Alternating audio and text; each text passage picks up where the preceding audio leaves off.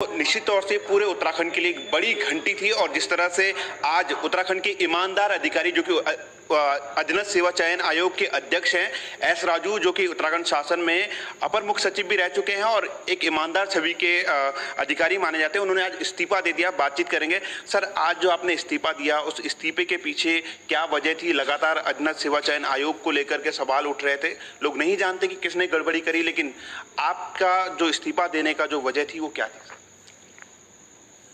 देखिए, वो जब से ये जो स्नातक लेवल का एग्ज़ाम का रिजल्ट आया था कि शिकायत तो थी कि इसमें बहुत नकलची बहुत आ गए हैं, इन लोगों को कुछ पेपर लीक हो गया उसका। तो मैं प्रूफ मांगता रहा, कोई दे नहीं पाया मुझे प्रूफ। और एक बार कोई पेपर में कोई 63 आंसर लिख के ले आया था, उसको मैं साइबर सेल को भेजा था उस पेपर को जिसमें 63 आंसर लिखा गया था, उसमें भी साइबर सेल कुछ पकड़ नहीं पाया उसको। तो फिर मैंने क्या किया, लेकिन मैं कन्विंस था इसमें कुछ है। मैं शुरू से ये कह रहा हूँ कि भाई इसमें कुछ लोग हैं, गड़बड़ है, इसमें काले बेड़े हैं इसमें। तो इसलिए मैंने पिछले 7-8 एग्ज़ाम को मैंने एनालाइज किया है करके, मैं स्वयं सॉर्ट आउट किया। 82 बच्चे को मैंने सॉर्ट आउट किया कि ये लोग कुछ नकलची हो सकते हैं इसका। तो मैंने साइबर सेल को भेजा था। फिर साइबर सेल ने उसको मोबाइल रिकॉर्ड वगैरह चेक करके मुझसे उन्हें फीडबैक दिया कि साहब इसमें पक्का जाँच करना उचित होगा। उन्होंने रिक्वेस्ट किया FIR कर दें इसका। तो मैंने सोचा कि FIR कर दें, because at the time I had an option कि I could have cancel the whole exam. लेकिन प्रॉब्लम ये होता है, जब एग्ज़ाम कैंसिल होता है तो सब लोग खुश, तो बच्चे भी खुश, और सबसे खराब है कि नकल माफिया भी खुश, कोई पकड़ने वाला नहीं है। लेकिन अब तो पकड़ में आ रहा है, इसलिए मैंने फैसला लिया है कि भाई FIR करना ही है, और चाहे जो कुछ हो जाए उनको पकड़ना है। सर, हम लगातार देख रहे थे, शुरू से आयोग से भी लगातार टच में थे, जिस तरह से आयोग अपनी एक तटस्थ भूमिका निभा रहा था, लगातार जांच भी कर रहा था, मदद भी कर रहा था, और आप लगातार काम कर रहे थे। लेकिन ऐसी क्या मजबूरी है, या फिर आपके पिछले रिकॉर्ड को देखा जाए, जिस तरह से आपका पूरा शासनकाल रहा है, उसके बाद भी ऐसी क्या मजबूरी है कि आपको आज इस्तीफा देना पड़ा? और इस्तीफे को लेकर के क्या मैसेजिंग आप देना चाहते हैं? देखो, बच्चे परेशान तो है, जो भी कारण हो सकता है चेयरमैन ईमानदार हो, लेकिन परेशान तो है। सेंगमार तो हो गया है, उसके वजह से 2000 पद जो है, 2000 पद अभी लोग वेट कर रहे हैं, बच्चे अपने परेशान है। नंबर 1। नंबर 2, कमीशन के ऊपर भी मतलब बच्चे, आप जानते हैं, ये जानते हैं, लेकिन सभी बच्चे जानते तो नहीं मैं है कौन। तो थोड़ा लोग नेगेटिव कमेंट करने लगे कि भाई ये चेयरमैन को भी जांच करना चाहिए, संपत्ति वगैरह, तो थोड़ा दिक्कत तो होती है। क्या आपको बात आहत हुई, जो लगातार सवाल उठ रहे थे? एक तरफ आप कोशिश कर रहे हैं कि दूध का दूध पानी का पानी हो, लेकिन आपके ऊपर लगातार या आयोग के ऊपर लगातार सवाल उठ रहे हैं, क्या ये बात आहत हुई? नहीं, आहत तो हुई। मैं आपको एक चीज़ बताऊंगा मेरे लंबे अनुभव से कि भारत में ईमानदारी से काम करना बहुत मुश्किल काम है। बेईमानी तो मजे से घूमता रहता है, लेकिन जो ईमानदार और हार्ड वर्किंग है वो बहुत मुश्किल है उसका। आपको भी दुख होगा उन बात का कि आपके पास बच्चे आते हैं, या फिर हम देखते हैं कि एक बच्चा जब तैयारी करता है तो उसका परिवार, उसकी शादी, या फिर कई सारे उसके पूरा भविष्य जो है कहीं ना कहीं अधर में लटका रहता है, और वो एक उम्मीद रहती है कि वो निकलेगा, सरकारी नौकरी निकलेगी, उसके बाद उसके सालों की मेहनत है, उसके बाद उसकी शादी होगी, उसका परिवार आगे बढ़ेगा। तो कहीं ना कहीं वो चीज़ अभी आपको अंदर से लगता है कि वो गलत हुआ उन बच्चों के साथ, और जो ये सेंधमारी हुई है इसको लेकर के आपको लगता है कि क्या, किस तरह के आगे और काम होना चाहिए, किस तरह की जांच होनी चाहिए? देखिए, मैं ऐसा कुछ हमारे अभी तक जो एस्टेब्लिश सिस्टम है उसको गलत नहीं मानूंगा। तो हम लोगों ने बहुत समझ सोच के शुरू से 6 साल में बहुत पक्का सिस्टम बना कर रखे हैं इसको। एक प्रेस, हमारे पास 4 प्रेस है, लेकिन फिर भी एक प्रेस में अगर मान लीजिए हो जाता है तो कभी हो भी जाता है। जैसे मान लीजिए यूपी हरियाणा वगैरह में तो साल में 3-4 ऐसा हो जाता है।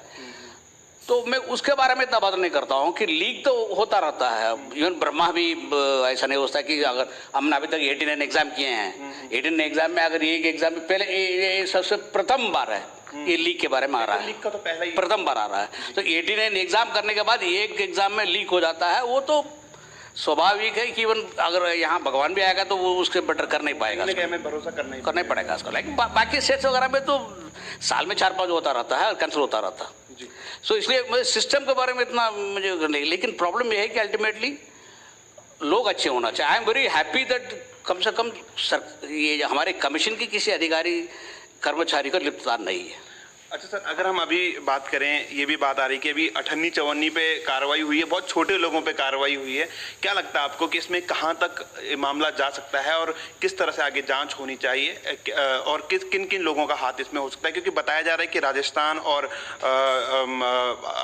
हरियाणा से भी इसका तार जुड़े हुए हैं।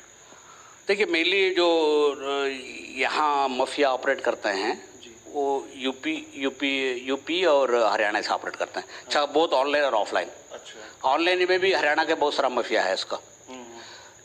तो माफिया को पकड़ने के लिए ये एक ही तरीके, एक बार सख्त कार्रवाई करना चाहिए लोग। लाइक फॉर एग्जाम्पल, कमीशन अभी तक हमने 4 FIR कर दिया है। फिर भी थोड़ा काम लेकिन जो फॉरेस्ट गार्ड में FIR करके उनको पकड़ने के बाद भी छूट गए कोर्ट से। एग्जाम पर कम तो जैसे वर्ग कमीशन तो उसमें पार्टी भी नहीं था जी, तो पुलिस और सरकार इसको कर रही थी। तो उस समय जो है उनको थोड़ा केयरफुली करना चाहिए था। और बाद में मुझे पता चला, हम लोगों को तो जानकारी भी नहीं थी कि इसमें केस चल रहा है।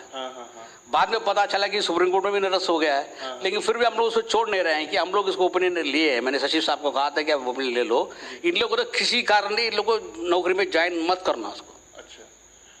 अच्छा, दूसरी बात ये सर कि इस पूरे मामले में आप सफेद पोस्ट जो लोग हैं उनको किस तरह से देखते हैं, राजनीतिक जो भूमिका है वो किस तरह से देखते हैं, और ये जो पूरा नकल का जो पूरा कारोबार है इसमें राजनीतिक की क्या पृष्ठभूमि को आप देखते हैं?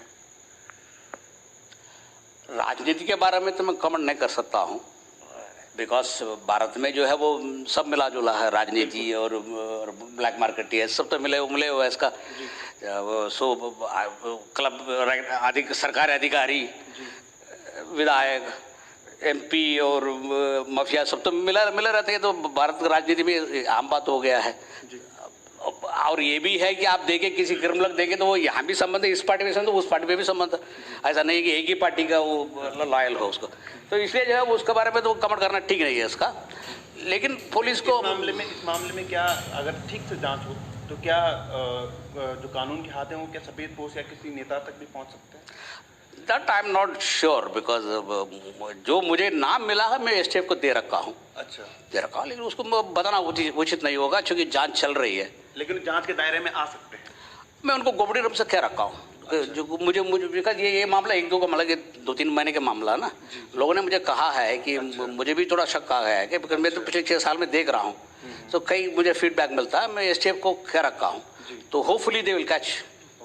अच्छा सर, अभी आपने रिजाइन दिया है, लेकिन आपको क्या लगता है कि आप रिजाइन देने से क्या ये एक्सेप्ट हो जाएगा, या फिर किस तरह से देखते हैं? अब आपने अपना तरफ से अपने नैतिकता के आधार पर रिजाइन दिया है, लेकिन आप क्या चाहते हैं कि किस तरह से आगे कार्रवाई? क्योंकि आपको बहुत आपकी जो आपका अनुभव है, जो आपका पिछला रिकॉर्ड है, वो काफ़ी अच्छा देखा जाता है, और सभी लोगों को उम्मीद है कि इसमें आप अगर जब तक रहेंगे तो कुछ ना कुछ इसमें दूध का दूध पानी का पानी होगा। और जिस तरह से खुलासा आप चाह रहे हैं, जिस तरह की आपकी भावनाएं भी हैं, तो क्या लगता है आपको कि आगे अब किस तरह का रहने वाला है? क्योंकि आप रिजाइन आपने एक स्टेप उठाया, तो इसको किस तरह से आगे देखें?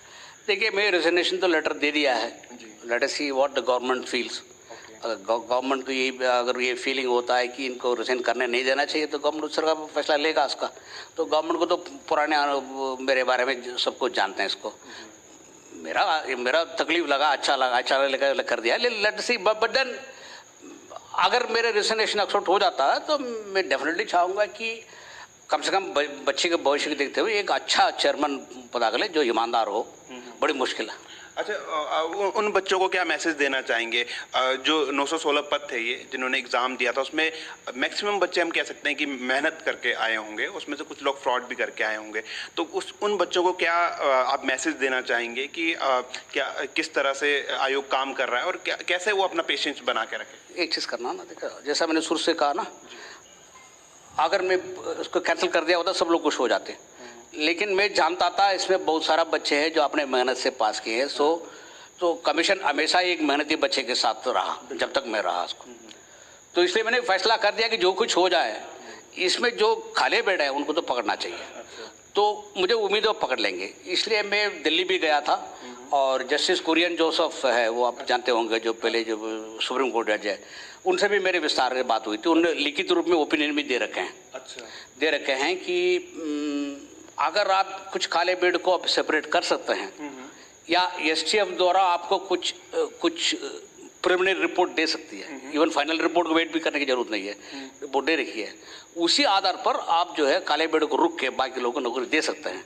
मैं भी ये करना चाह रहा था, लेकिन बीच में मुझे इतना गालियां सुनने पड़ रही थी कि मैं थोड़ा परेशान हो गया था। हो ही जाती है।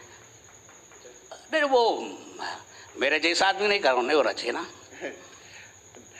तो सर कहीं ना कहीं प्रेशर भी आ रहा होगा कि ये एग्ज़ाम कैंसिल हो जाए या इस तरह से हो जाए, बच्चे भी लगातार देख रहे हैं, तो आपका ये पूरा फोकस है कि जो मेहनत करके आया है उसकी मेहनत बर्बाद नहीं जानी चाहिए। आप ये चीज़ सोच लीजिएगा, 100 बच्चे एग्जाम लिखते हैं, 2 बच्चे पास होते हैं, हाँ। 98 बच्चे फेल हो जाते हैं। सो ये 98% चाहते हैं कैंसिल हो जाए। पूरी नेतागिरी तो इसी में चलता है, कैंसिल करो उसमें। तो हर भर्ती में यहाँ में देखता है कि मुख्यमंत्री के पास चले जाएंगे या किसी के पास चले जाएंगे और कहेंगे कि इसको कैंसिल कर दो। तो कैंसिल लॉबी तो बहुत स्ट्रांग रहता है। तो कमीशन का जिम्मेदारी बनती है कि जो अच्छे बच्चे 2% है उनको बचाव करें। इसमें भी हम लोग ये चाह रहे हैं कि ये जो इसमें जो जिस बच्चे के दोष नहीं है उनको जो है हम लोग मदद करना चाहिए इसको। अदरवाइज जो है वो कैंसिल करना सोल्यूशन नहीं है इसका। इसलिए मैं जैसे पहले भी कहा ना, मैं भी सुप्रीम कोर्ट जज साहब तक जाके मैंने इसको फैसला इवन लिखित में दे रखे वो। Okay, thank you sir. तो ये हैं यूकेएसएससी के चेयरमैन एस राजू जी, जिन्होंने कि अपने नैतिकता के आधार पर रिजाइन दिया है और इनका पूरा फोकस है कि जिस बच्चे ने मेहनत की है उस बच्चे की मेहनत बर्बाद नहीं जानी चाहिए और जिस तरह से जांच है, जांच को प्रमुखता से और पूरी सख्ताई के साथ की जानी चाहिए। अपने सहयोगी परवीन सोनकर के साथ मैं धीरज सजवान, ETV।